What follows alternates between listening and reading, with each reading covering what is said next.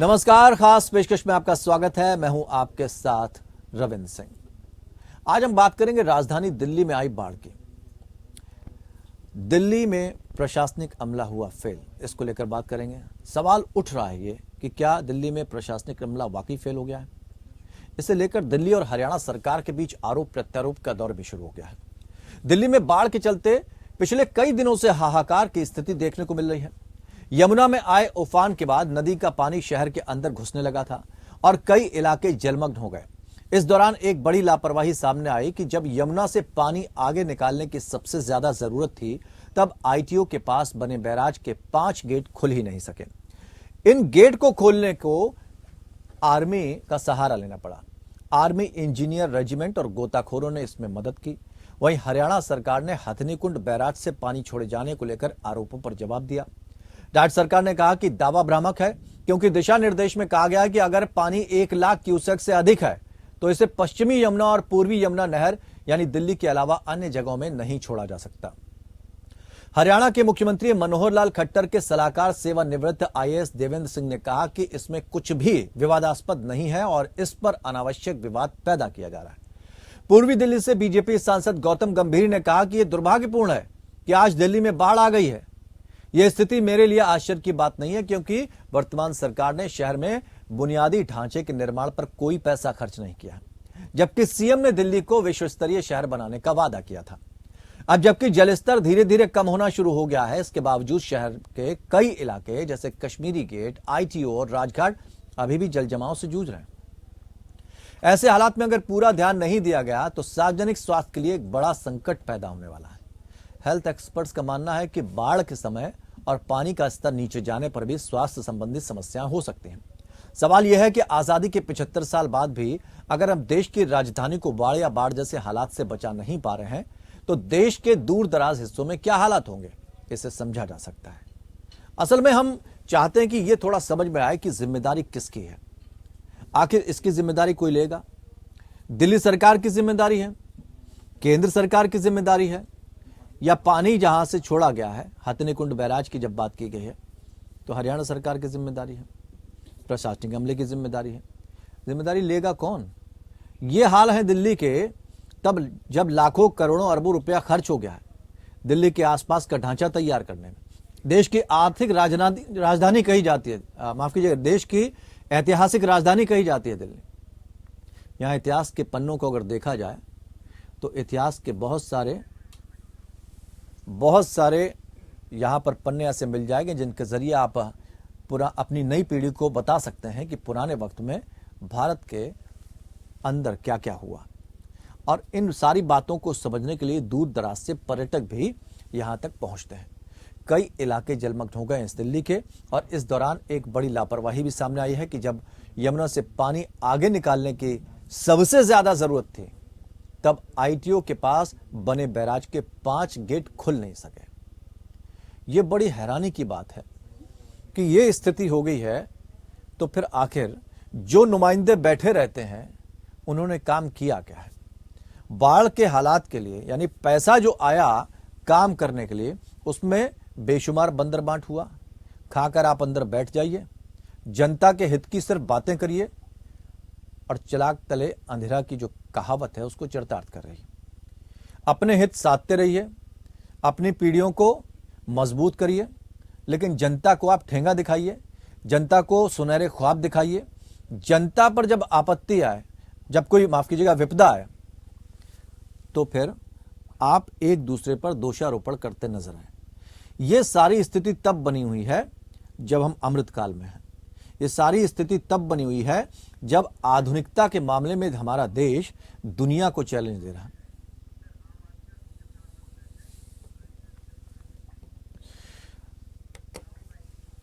तो समझते हैं जरा जिम्मेदारी कौन लेगा इसकी। फिलहाल 2 खास मेहमान हमारे साथ जुड़े हैं। राजेश सिंह, नेता भारतीय जनता पार्टी, हमारे साथ जुड़े हैं। रमेश श्रीवास्तव, प्रवक्ता आम आदमी पार्टी, हमारे साथ जुड़े हैं। और कुछ ही देर में मधुकर गुप्ता, जो कि पूर्व आईएएस, हमारे साथ जुड़ेंगे। तब हम उनसे इस चर्चा को और आगे बढ़ाएंगे। राजेश जी, ये जो हालात दिल्ली के बन रहे हैं, क्या कहेंगे? देश की राजधानी, दुनिया में परचम लहरा रहे हम, और राजधानी को सुरक्षित रख नहीं पा रहे हैं। कैसे चलेगा? कैसे किसी को हजम होगा कि भाई हम बड़ा बेहतर तरीके से काम कर रहे हैं? नहीं, देखिए रविंद्र जी, भाई वार्ड लेवल का सिटी बना रहे थे दिल्ली को।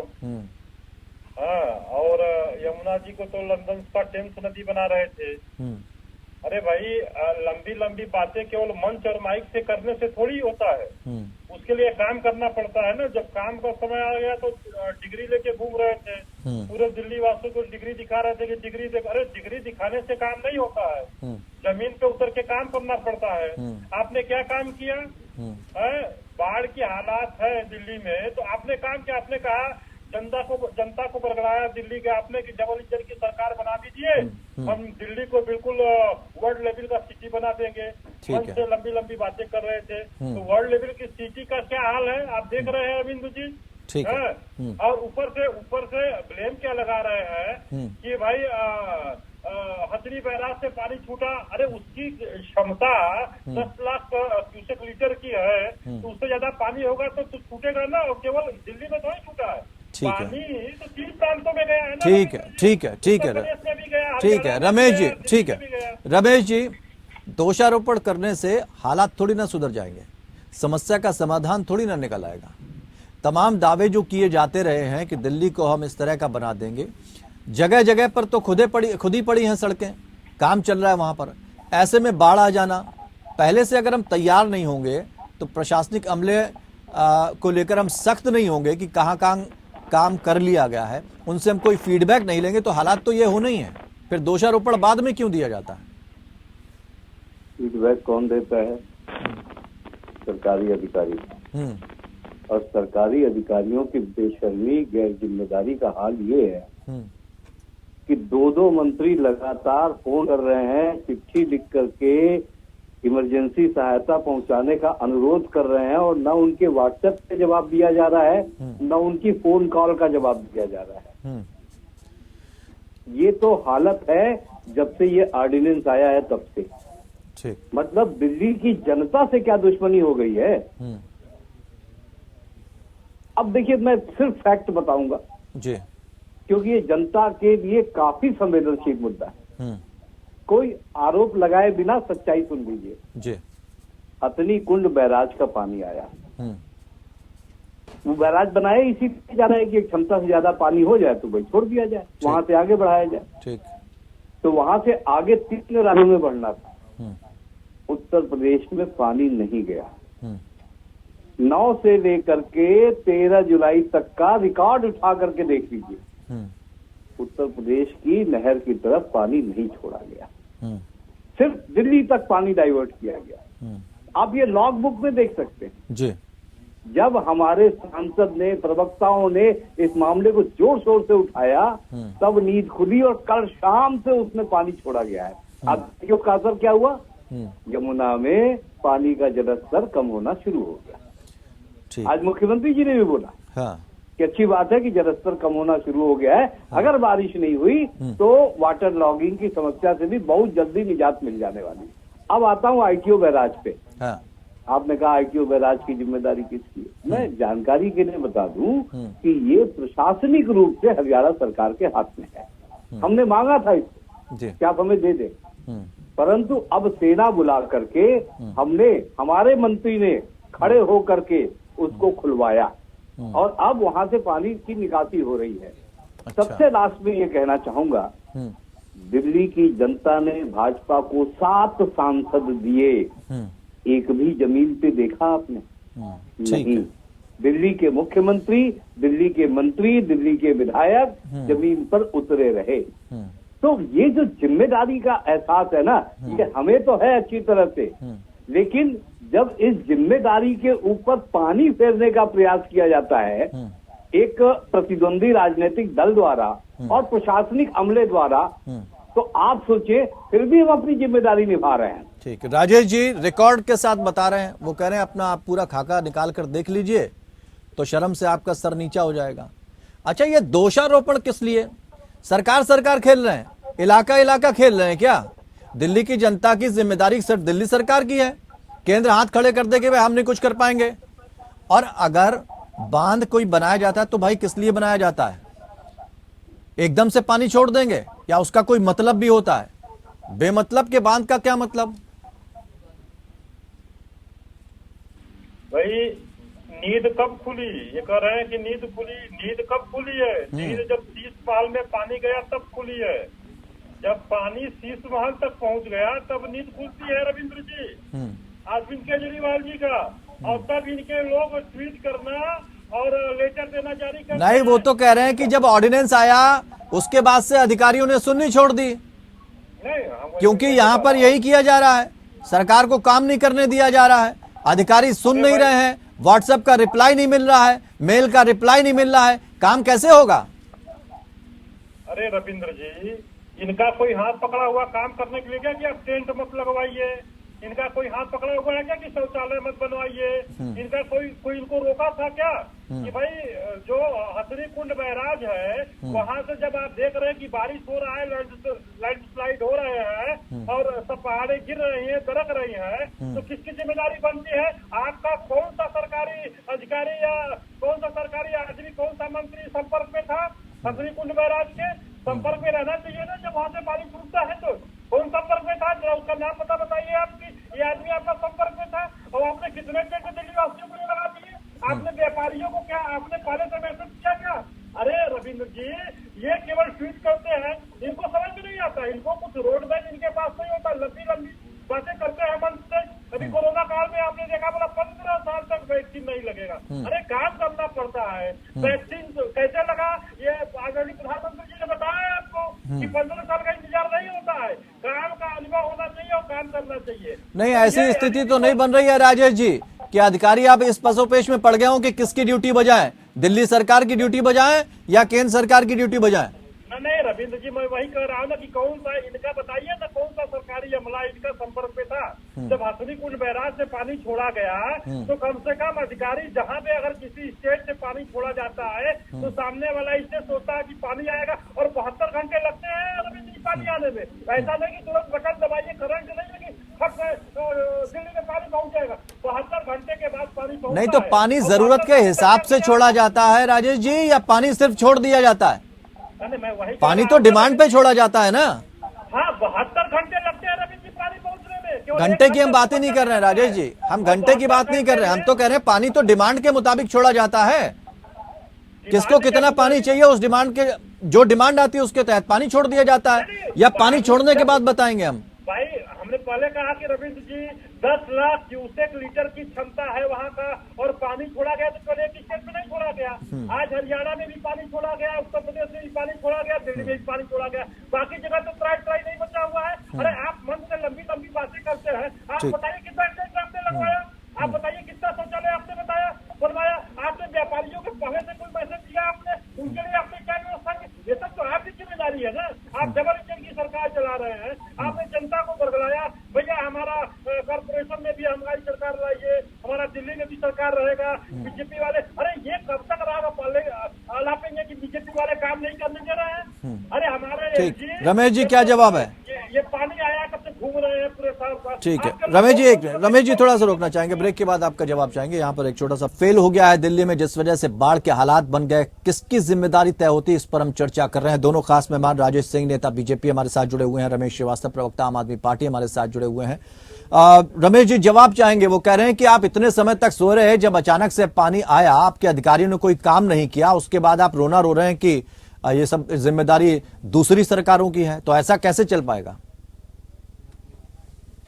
ने काम नहीं किया ये तो रिकॉर्ड पे उपलब्ध है। कल जब एलजी साहब पीसी कर रहे थे तो वही मंत्री सौरभ भारद्वाज ने उनसे बोला कि देखिए मैं रात भर ट्राई करता रहा लेकिन कोई नहीं आया, फोन तक से नहीं आया कोई। अब एलजी साहब कह रहे हैं सुबह बुलाया गया, मतलब एलजी साहब ने फोन किया तो आ गए और मिनिस्टर फोन कर रहा है तो नहीं आएंगे। इमरजेंसी जनता के लिए है, मिनिस्टर अपना व्यक्तिगत काम नहीं करवाना चाहते थे। अच्छा राजेश जी ये थोड़ा समझना चाहेंगे, ये एलजी साहब सीएम है या अरविंद केजरीवाल सीएम है, ये थोड़ा समझा दीजिए कि अधिकारी भी एलजी साहब के कहने पे काम कर रहे हैं, तो सरकार हटा दी जाए, यही चाहते हैं ना? अरे रविंद्र जी, हाँ। भाई मंच से आप लंबी लंबी भाषण देते हैं कि मैं वर्ल्ड लेवल का सिटी बना दूंगा, तो किसके दम पे भाषण देते हैं आप? आपके कंट्रोल में कोई नहीं है क्या? आप पूरा ठिकरा अधिकारी, आप ये बताइए ना कि कौन सा आपके लोग टेंट लेकर के पहुंचे और कहाँ पे अधिकारियों ने आपका सपोर्ट नहीं किया, टेंट नहीं लगने दिया, कहाँ पे आपने बुलाया टेंट लगाने के लिए? आप कह रहे हैं कि मीटिंग के लिए लोग नहीं, अरे भाई टेंट की व्यवस्था कितना किया आपने, शौचालय की व्यवस्था कितना किया? नहीं, रमेश जी का सवाल ये है, रमेश जी का सवाल ये है, सुन लीजिए एक मिनट, रमेश जी का सवाल ये नहीं है, रमेश जी का सवाल ये है कि जब वो अधिकारियों को कॉल कर रहे हैं अधिकारी नहीं आ रहे हैं, मैं वही एलजी साहब कॉल कर रहे हैं तो अधिकारी आ जा रहे हैं, तो भैया मुख्यमंत्री कौन है ये बता दीजिए। मैं वही बता रहा हूँ ना रविंद्र जी, 10 सेकंड के लिए सुन तो लीजिए। हाँ। रविंद्र जी, अभी गुजरात में तूफान आया था। हाँ। और कितने दिन पहले से वहाँ पे आदमी लगा दिए थे सरकार ने। तूफान आया कि बोला सब कुछ तहस नहस हो जाएगा। हाँ। इतने बड़े तूफान के बावजूद कैसे कंट्रोल किया गया वहाँ? अरे हाँ। रविंद्र जी, काम करना पड़ता है, ब्लेम नहीं लगा देता। तो ये अधिकारी नहीं सुन रहे हैं, जनता नहीं सुन रही है, पब्लिक नहीं। अरे कितने दिन पहले आप जागरूक हुए हैं तो बताइए आप, कितने दिन? आपको तो मालूम था ना कि भाई। अच्छा, एक फोन भी आया था प्रधानमंत्री जी का जिन्होंने पूछा था कि हालचाल कैसे हैं। हाँ, प्रधानमंत्री जी सीरियस है ना फ्रांस में, उसके बावजूद भी हाँ। कितने सीरियस है प्रधानमंत्री जी इस मामले को लेकर के। तो और आपके लोग क्या है, फोन किसके पास आया था वो? केजरीवाल के सीट पहाड़ पे पानी पहुंचा फोन है, किसके पास आया था? हाँ? फोन किसके पास आया था? नहीं, मैं वही तो कह रहा हूँ कि फोन तो अथराइज पर्सन के पास ही आएगा ना, रविंद्र जी के पास भी आएगा। मैं ये कहना चाह रहा हूँ। अच्छा, कि ये जब शीश महल के पास पानी पहुँचता है तभी आपकी नींद क्यों कटती है? 72 घंटे पहले अगर हथनी कुंड बैराज से पानी छूटा और आपको मालूम है कि दिल्ली में पानी पहुँचने वाला है, आपने उसके बहुत अच्छी बात है राजेश जी, बहुत अच्छी बात कही। कौन है ऑथराइज पर्सन ये बताइए, दिल्ली के लिए ऑथराइज पर्सन कौन है?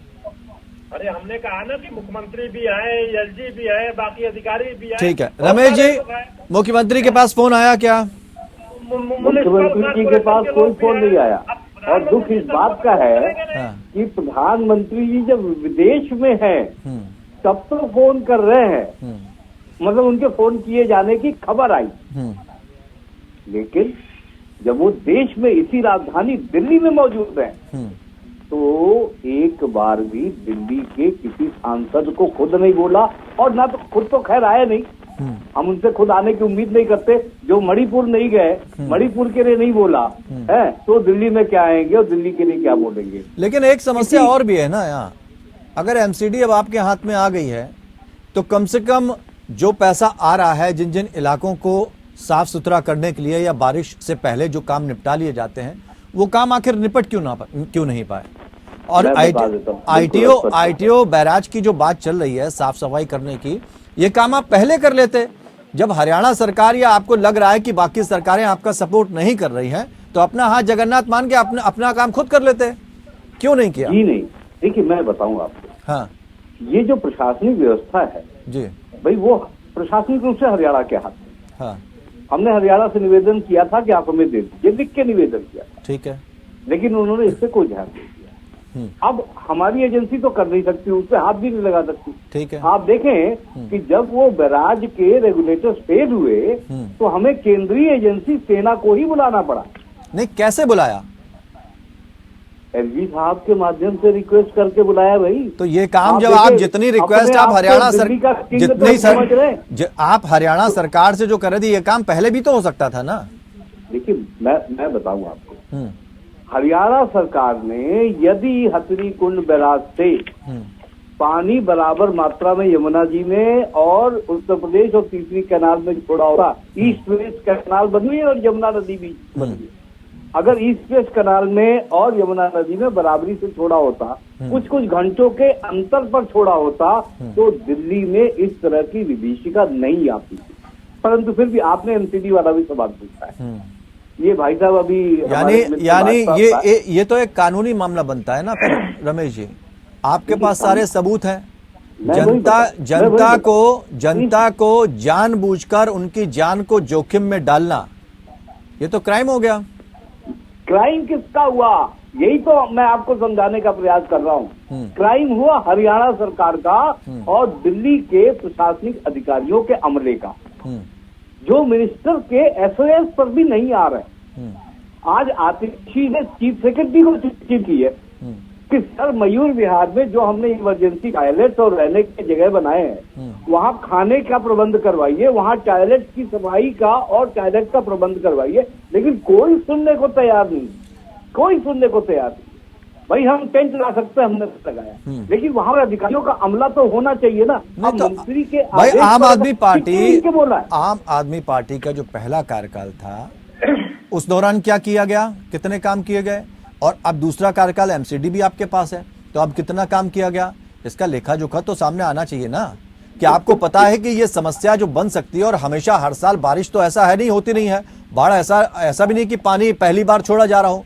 इन सारी चीजों से, और चूंकि अरविंद केजरीवाल तो अधिकारी भी रह चुके हैं, उनको तो सारी चीजें एबीसीडी पता है, फिर क्यों ये इसको समय पे काम नहीं किया गया? पता है, बिल्कुल पता है। तभी हथनी कुंड बैराज से जब पानी छोड़ा गया था, उसके पहले ही उनको चेताया गया था कि दिल्ली में पानी इस तरह से छोड़ा जाए कुछ घंटों के अंतराल पर, ताकि इसका कोई लिखित ब्यौरा है क्या? इसका कोई लिखित ब्यौरा? मैं वही तो आपसे कह रहा हूँ कि उनकी लॉग उठा करके लिख लीजिए। ठीक है, कल संजय राजेश भाई जी ने जवाब दीजिए। वो कह रहे हैं कि सारा डेटा मौजूद है, आप डेटा उठाइए, इसके बाद क्या रह जाता है, और डेटा झुटला देंगे आप? देखिए रविंद्र जी, सबसे मेरी आवाज आ रही है रविंद्र जी? बिल्कुल बिल्कुल रविंद्र जी मेरी आवाज आ रही है? बिल्कुल आ रही है, बोलिए राजेश जी। देखिए रविंद्र जी, सबसे पहली बात तो ये है कि भाई हरियाणा सरकार और हरियाणा तो पानी छोड़ ही नहीं रहा है। इनको, रमेश जी को ये भी नहीं पता है कि पानी कहाँ से छूट रहा है। अरे पानी तो हथनी कुंड बैराज से छूट रहा है, पानी तो हिमाचल प्रदेश से छूट रहा है, हरियाणा से तो पानी छूट भी नहीं रहा है। एक बात। दूसरी बात मैं ये कह रहा हूँ कि जब आपको मालूम था कि पानी 72 घंटे, रविंद्र जी मेरी पूरी आवाज आप? बिल्कुल बिल्कुल, हम आपको सुन रहे हैं, आप बताइए। हम भी सुन रहे हैं, जनता भी सुन रही है। हाँ रविंद्र जी, मैं ये कह रहा हूँ कि रमेश जी को ये नहीं पता है कि अरे भाई हरियाणा पूरा देश सुन रहा है। हरियाणा से, अरे हथनी कुंड बैराज से पानी छूटा हिमाचल प्रदेश से, ठीक है, हिमाचल प्रदेश से पानी छूटता है तो हरियाणा में भी पानी आता है, दिल्ली में भी आता है, उत्तर प्रदेश में भी पानी जा रहा है। एक बात। दूसरी बात, अगर आपको ये मालूम था कि 72 घंटे पहले पानी है, पहले आपको उसकी व्यवस्था करनी चाहिए। आपका तो, आपने तो आरोप लगाया ना राजेश जी।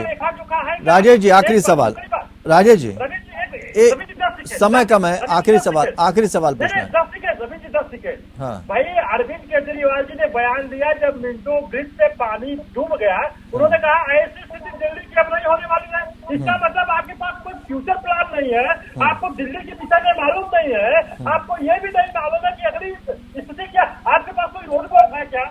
आप इतने बड़े, आप अधिकारी भी रहे। अच्छा ठीक है, ठीक है, वो ठीक है, ठीक है। 30 सेकंड में जवाब आपका चाहेंगे कि जब पता है कि सारी चीजें हो गई, 15 साल तक एमसीडी आपके पास रही, दिल्ली में क्या काम कर दिए उसके बता दीजिए। अरे जब तक हमारे पास थी दिल्ली, जब तक कोई ऐसी स्थिति उसके बाद ही तो ये कह रहे हैं कि जाम मिला है हमें सारी चीजें। अरे जाम मिला तो, अरे रफीक जी ये बताइए, आईटीओ बैराज का 4 गेट जो है जाम मिले हैं। हाँ तो वही तो मैं बता रहा हूँ कि जब आपके पास आया, आपकी सरकार बड़ी एमसीडी, अच्छा तब बर्बाद हो गया। आपका काम क्या करता है? हाँ। उसका रिपेयर करता है तो आपकी जिम्मेदारी है ना। हाँ, मतलब 15 साल और दे दिए जाएं तो शायद साफ हो जाए। आपने अपने हाथ में लिया तो ठीक, करना चाहिए, आपको जाके देखना चाहिए क्या स्थिति, कैसी स्थिति है। मधुकर गुप्ता जी नहीं जुड़ पाए हमारे पास, नहीं तो तमाम सवाल हम उनके लिए, उनसे जानने के लिए बड़ा व्याकुल थे। लेकिन फिलहाल बहुत बहुत शुक्रिया आप दोनों मेहमानों का हमारे साथ इस चर्चा में शामिल होने के लिए। लेकिन दर्शकों, आपको भी बात समझ में आ गई होगी, बहुत ज़्यादा चीज़ें समझाने के लिए है नहीं कि असल में जब सियासत में एक लकीर खिंच जाती है कि तेरा पाला मेरा पाला, तो उसमें नुकसान तो आप ही का होना है। तय भी जनता को ही करना है कि आगे उसे करना क्या है। लेकिन यहाँ पर इतनी गंभीरता तो कम से कम नज़र नहीं आ रही है कि जनता के लिए सोचा जाए कि हमें करना क्या है। एक दूसरे पर आरोप प्रत्यारोप लगाने के लिए लगातार बाढ़ चल रहे हैं शब्दों के, और ये चलते रहेंगे। सियासत यूं ही गरमाती रहेगी। सोचना आपको है कि क्या करना है। फिलहाल इतना ही, नमस्कार।